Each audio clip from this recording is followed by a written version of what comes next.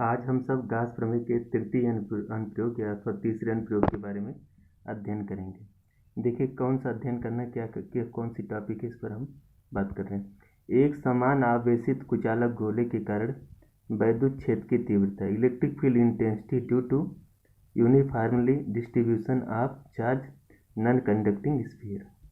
ध्यान से देखें, माना एक समान आवेशित कुचालक गोला है जिसकी त्रिज्या कितनी है, स्मॉल आर है। कितनी है भैया, स्मॉल आर। एक कुचालक गोला है जिसकी त्रिज्या क्या है, स्मॉल आर है, और जिस पर कुल आवेश कितना है, कैपिटल क्यू।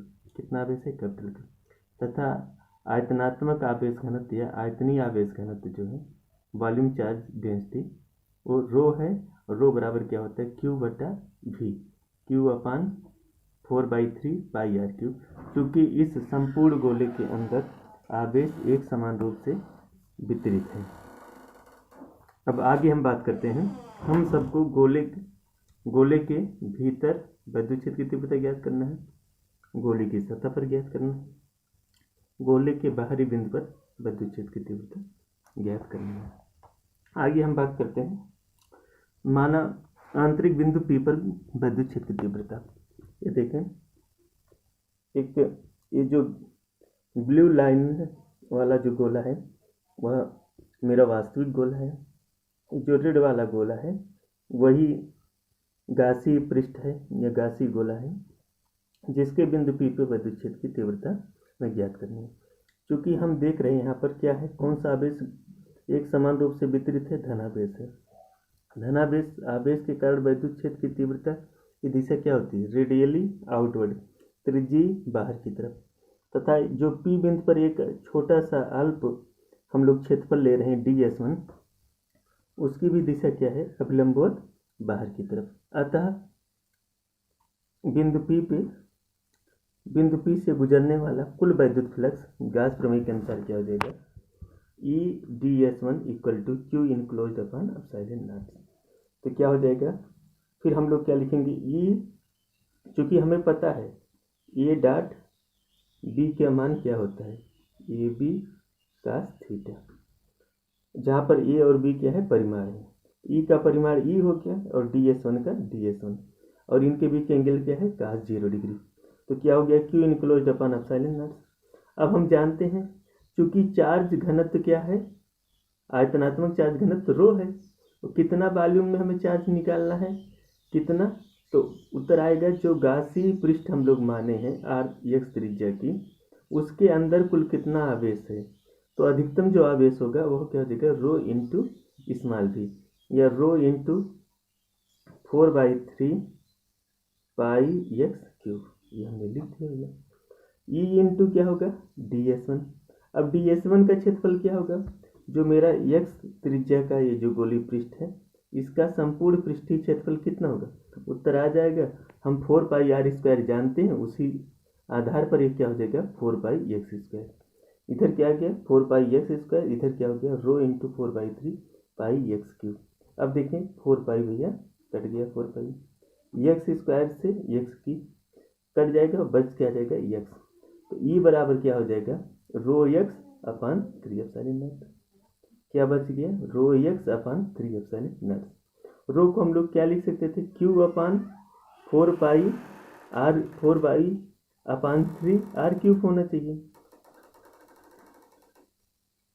4π/3 r क्यूब हमने लिख दिया, और इंटू क्या है, 3 एप्सिलॉन नॉट। इसको जब हल करते हैं तो मेरा जो उत्तर आ जाता है वह क्या आता है, उत्तर E equal to rho x upon 3 epsilon naught, अथवा क्या होता है, QX upon 4π epsilon naught r cube. ये मेरा फार्मूला बन जाता है। ठीक, देखिए फार्मूला क्या बना भैया। अब आगे हम आते हैं। अब हमें क्या करना है, सतह पर, पृष्ठीय सतह पर विद्युत क्षेत्र की तीव्रता ज्ञात करना है। तो अब हम एक गासी पृष्ठ लेंगे। गासी पृष्ठ कौन होगा, जो वही मेरा पृष्ठ है जिसकी त्रिज्या r है, जो गोलीय पृष्ठ है, उसी को ही हम लोग गासी पृष्ठ के रूप में कल्पना कर लेंगे।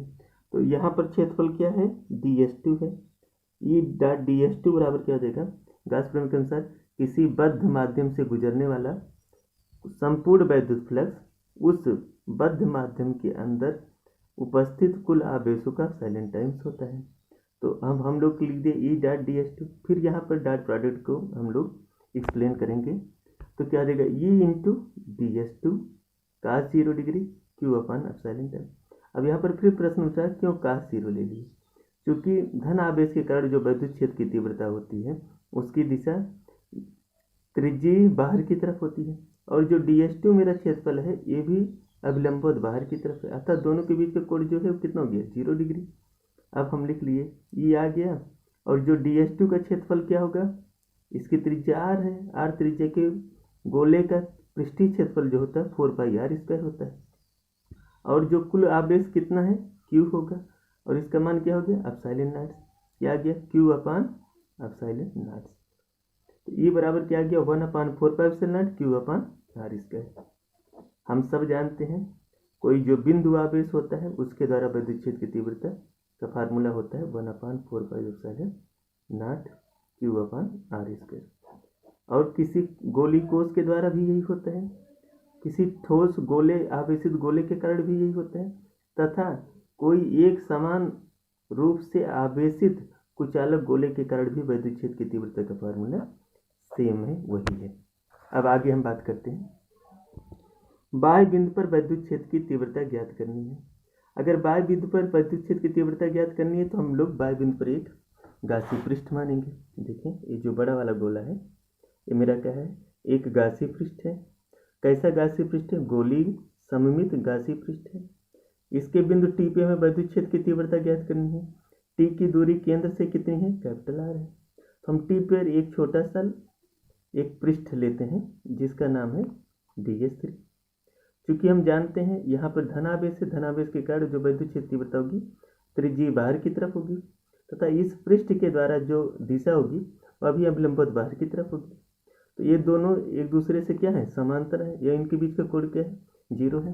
अब हम गास के प्रमेय से लिखने चल रहे हैं, E dot ds3 equal to क्या लिखेंगे, q enclosed upon epsilon naught, E into ds3 cos 0 q upon epsilon naught. अब यहाँ पर जो ई बाहर आ जाएगा ds3 Q upon epsilon not. प्रश्न उठ रहा होगा क्यों अब चार्ज नहीं बढ़ रहा है, क्योंकि जो भी चार्ज है वह जितना पृष्ठ के अंदर पहले से था वही चार्ज संपूर्ण चार्ज होगा। तो ई इंटू क्या लिखेंगे, ds3 का वैल्यू जो पृष्ठीय क्षेत्रफल है 4πr² Q upon epsilon times. तो ये बराबर क्या आ गया 1/4πε0 क्यू अपान r²। अब आइए हम लोग विद्युत क्षेत्र की तीव्रता और दूरी के बीच एक ग्राफ प्लाट करते हैं। ये देखो, मानते हैं ये मेरा एक समान आवेशित कुचालक गोला है।